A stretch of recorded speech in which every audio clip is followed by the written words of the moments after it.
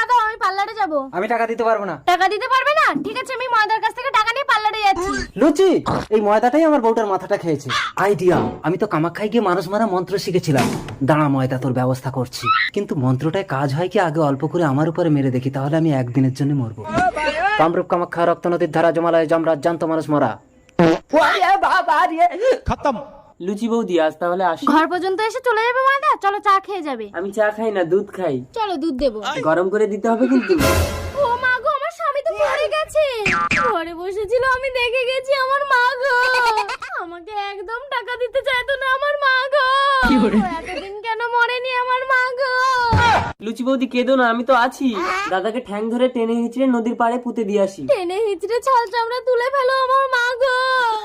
খাও খাও, বোধহয় ডুবে যাও। ওই তো নদীর পাড়ে একটা ডেড বডি পড়ে আছে, তার মানে কেউ মাটি